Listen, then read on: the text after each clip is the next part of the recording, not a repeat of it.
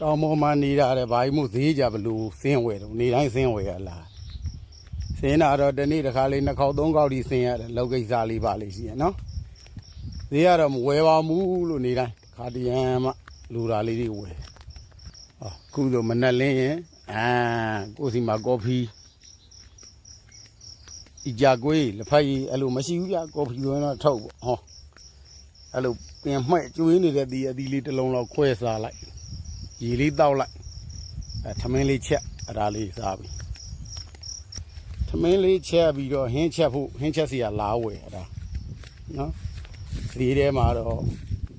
ဒီထဲမှာလို့စူညမ်းစမ်းနေဈေးစစ်တန်နေမကြကိုလို့ရင်ကိုစားမယ်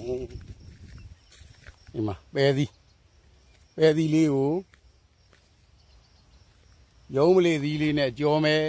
အဲ့ဒါကိုပစွန်ကြောက်လေးရောထည့်လိုက်မှာကောင်းသလားကျွန်တော်ဒီပဲသီးတွေကမော်ဘီဘက်မှာနေတော့ပြီးသွားတဲ့လမ်းဘေးမှာနေတော့ဒါမိုးတွေစိုက်တယ်ဘယ်ကဝယ်လဲဆိုအဲ့နာထမင်းဆိုင်နေဝယ်တယ်တခုရှိတယ်မုံဟင်းကားဆိုင်ကအန်ဒီကနေ့တိုင်းဝယ်ကိုကမေးအတီးကမုံဟင်းကားရောင်းတော့ဘာလို့ပဲသီးဝယ်ရတော့ငါတူပါလေရန်ကုန်ကမုံဟင်းကားဆိုင်ရင်ပဲသီးထည့်ပြီးစားတာတဲ့ကျွန်တော်လည်းပဲကိုးတော်စားဘူးတွေဗျရန်ကုန်မြို့ထဲရောက်တော့တချို့လူတွေကမုံဟင်းကားကိုဤကြကွေးထည့်စားကဲရန်ကုန်မြို့ကြီးဆိုတဲ့ KBA ကမုံဟင်းကားလည်းစားခဲ့ဘူးပါတယ်ဗျာနော်ကရဝိတ်ပေါ်ကမုံဟင်းကားလည်းစားခဲ့ဘူးပါတယ်အကုန်လုံးကတော့ကောင်းပါတယ်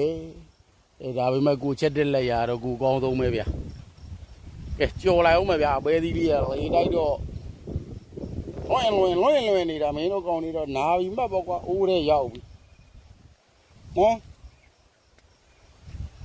သီးတာပြုတ်ပြီးတော့ပဲတိုင်းကိုမနိုင်အောင်သီးတာ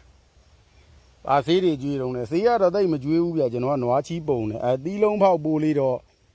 3ရက်ချာလောက်မှတစ်ခါဖြန်းတာပါဟိုလိုကြီးကတော့ဆေးတိတ်မသုံးပဲသီးတောင်လေးကိုရုံးမလေးသီးလေးနဲ့ကြည့်အောင်ပြီးရင်ဒီမှာစူးပုတ်ကလေးပေါ်ကလင်းငညော့ထဲလိုက်မလေးမွေးကြိုင်နေမယ်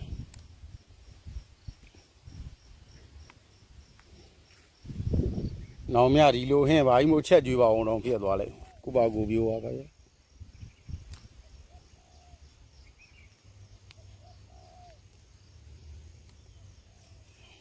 ဒါတွေကတွေ့ကြုံနေပဲဗျဟင်းချက်တယ်ဆိုတာသင်္นานတက်စီရတော့ဒါမို့တိုးတဲ့ဟင်းထမင်းရတယ်မလို့ဒါပေမဲ့မချက်တတ်ရင်တော့မစားဘူးဗျတချို့ရှိတယ်ပစ္စည်းတွေတော့တိုးတဲ့တောင်ထဲမှာချင်းချက်စီရတွေရှိရမချက်တတ်လို့မစားရတဲ့လူတွေရှိရတချို့မချက်တတ်ဘူးအဲ့ဒါလေးလာလူများချက်တတ်ကြတော့ဘယ်သူနေစားငန်နဲ့စားပေါ်တဲ့ဝေဖန်တတ်ကိုတိုင်းကြမချက်တတ်ကြအဲ့လိုပဲဒီတော့မှလည်းတောတောင်သဘာဝရေမြေလေးတွေတခါလေးကြည့်ရအောင်စိတ်ချမ်းသာအောင်ကောင်းတဲ့လူတွေကတော့ကြည့်ရင်ကြည့်မကြည့်ရင်နေပါကျွန်တော်တို့ကတက်ကြီးတဲ့လူကြီးပိုင်းတွေသိမသွားမလာနိုင်တော့တဲ့လူကြီးပိုင်းတွေဆိုတောတောင်လေးတွေကြည့်ရရင်ပျော်သွားအောင်ဟဲ့ဆိုရယ်စိတ်ကလေးနဲ့ပါနော်တစ်တော့တင်လို့လည်းပတ်စံရတာမဟုတ်ပါဘူးအဲကြောင့်မို့တချို့ဝေဖန်တဲ့လူတွေကျေးဇူးပြု၍နော်ကြိုက်တယ်လို့ဝေဖန်လို့ရတယ်ဝေဖန်ပြီးလေကန်ပြီးရင်မောရင်တော့ရေတောက်ကြကျွန်တော်ကတော့လူကြီးတွေအဲ့လိုမသိသေးတဲ့ကလေးတွေအတွက်တောတောင်တွေမှာဒီလိုတွေစိုက်စားတယ်လူတွေလောက်ကင်နေဆိုတာကိုသိစေခြင်းနဲ့စိတ်ကလေးနဲ့စိတ်ချမ်းသာစေခြင်းနဲ့စိတ်ကလေးနဲ့ပါကျန်တဲ့ရည်ရွယ်ချက်မရှိပါဘူးပဲသီးကိုနေတော်လေးလှီးပြီးရင်ရုံးမလေးသီးလေးလှီးကြက်သွန်နီလေးတစ်လုံးရယ်ခရမ်းချင်သီးလေးတစ်လုံးရယ်ပစုံကြောက်လေးနည်းနည်းထည့်မယ်ပြီးပြီဆိုရင်တော့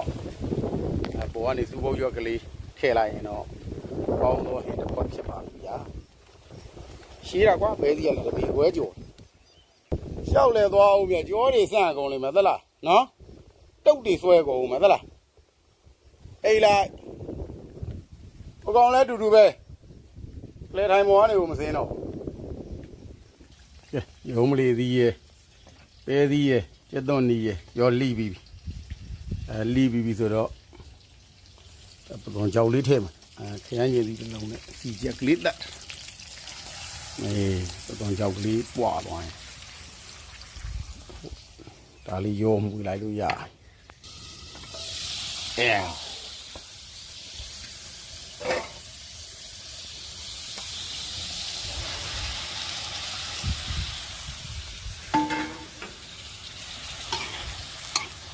်ရုံးလေးဒီပဲဒီအဲဒီတောင်းနေရုံးလေးဒီနဲ့ခင်းရင်ဒီလေးတစ်လုံးကွာကျက်သွန်ဒီလေးတစ်လုံးကွာ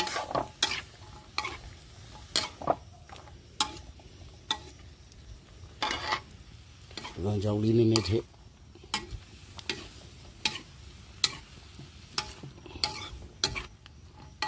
ငါနေကောင်းပြီ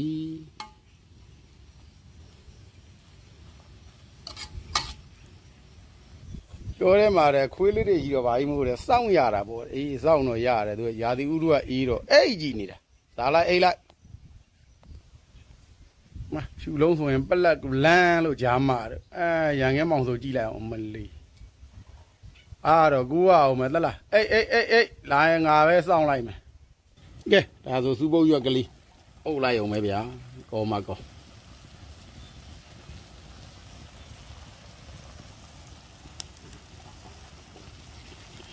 စူပုတ်ရွက်ကိုခက်ကလေးတိုင်